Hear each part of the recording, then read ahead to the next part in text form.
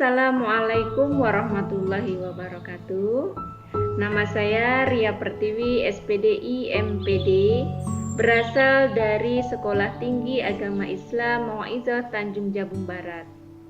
Saya merupakan salah satu dosen pengampu mata kuliah Manajemen Sumber Daya Manusia, yakni dengan program studi Manajemen Pendidikan Islam. Saya mengikuti PKDP tahun 2026 yang diselenggarakan oleh Universitas Islam Negeri Sultan Taha Saifuddin Jambi. Baiklah, di sini saya akan menjelaskan video pembelajaran yakni pada mata kuliah Manajemen Sumber Daya Manusia Pendidikan pada program studi Manajemen Pendidikan Islam.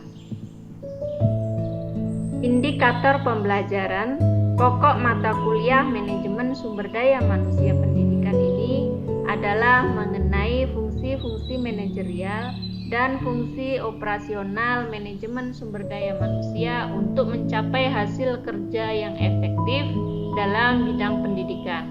Selain itu, ada capaian pembelajaran yang mana mahasiswa mampu memanfaatkan teknologi informasi dan komunikasi dalam pengelolaan pendidikan, serta mampu menerapkan teori-teori dalam bidang manajemen pendidikan yang berkaitan dengan sumber daya manusia dan menguasai substansi kajian manajemen pendidikan Islam, utamanya dalam bidang manajemen sumber daya manusia pendidikan. Pengertian dan ruang lingkup manajemen sumber daya manusia. Manajemen sumber daya manusia pendidikan adalah proses pengelolaan pendidik dan tenaga kependidikan secara sistematis dan strategis untuk mencapai tujuan lembaga pendidikan secara efektif dan efisien.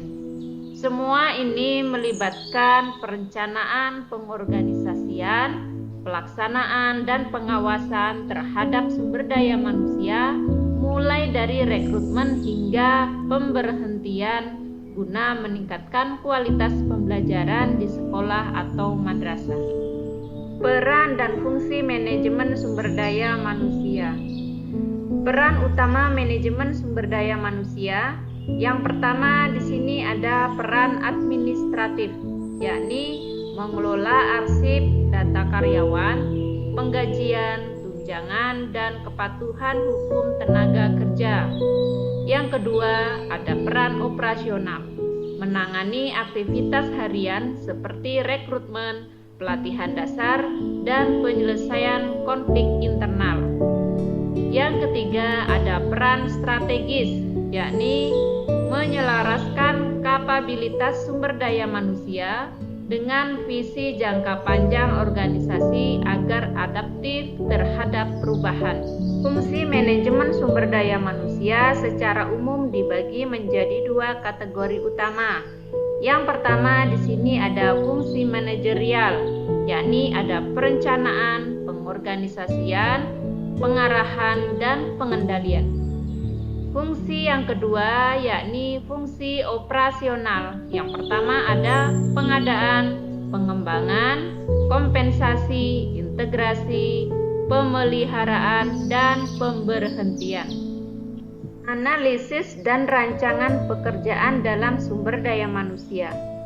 Analisis pekerjaan dan rancangan pekerjaan adalah dua proses krusial yang menentukan bagaimana sebuah posisi diidentifikasi dan dijalankan dalam sebuah organisasi. Analisis pekerjaan berfokus pada kondisi pekerjaan saat ini, sedangkan rancangan pekerjaan berfokus pada penyusunan struktur pekerjaan ke depan. Perencanaan dan pengadaan sumber daya manusia. Perencanaan sumber daya manusia menentukan siapa dan berapa yang dibutuhkan, sedangkan pengadaan sumber daya manusia adalah proses mencari dan mendapatkan orang tersebut. Di sini ada tahapan-tahapan dalam perencanaan sumber daya manusia. Yang pertama yakni analisis kondisi saat ini, kemudian ada peramalan kebutuhan, yang ketiga selanjutnya di sini ada analisis kesenjangan dan penyusunan perencanaan.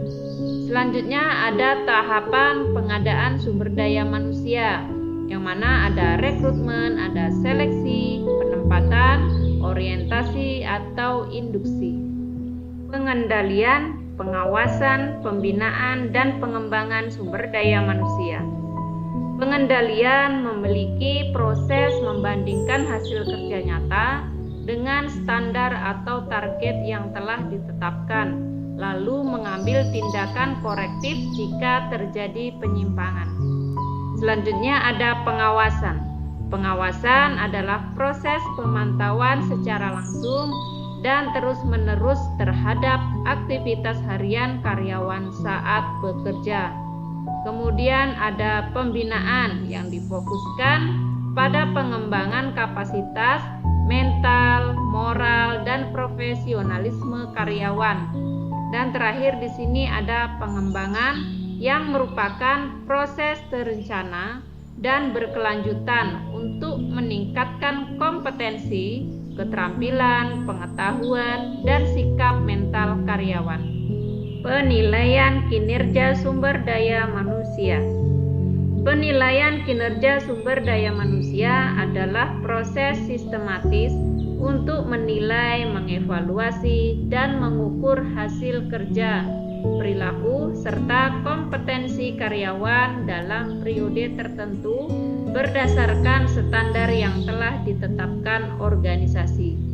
Hasil dari penilaian ini menjadi dasar utama untuk pengambilan keputusan terkait promosi, bonus, pelatihan, maupun sanksi. Kompensasi dan motivasi kerja sumber daya manusia. Kompensasi merupakan stimulus luar atau eksternal yang diberikan oleh sebuah organisasi. Sedangkan motivasi adalah dorongan dalam diri atau internal yang menggerakkan karyawan untuk bekerja secara optimal.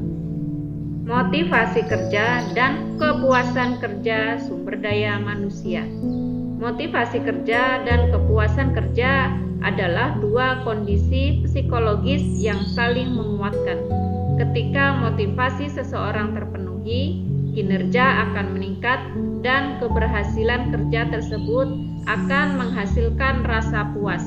Begitu pula sebaliknya, karyawan yang puas cenderung memiliki motivasi kerja yang lebih stabil.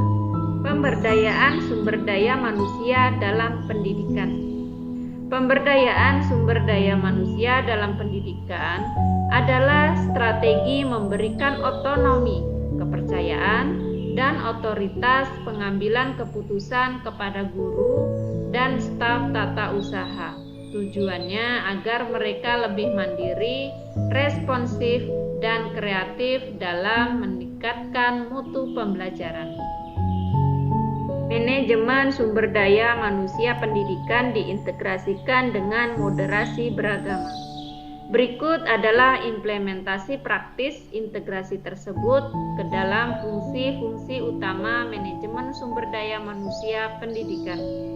Di sini yang pertama ada perencanaan dan pengadaan. Yang kedua ada pengembangan sumber daya manusia. Yang ketiga ada penilaian kinerja.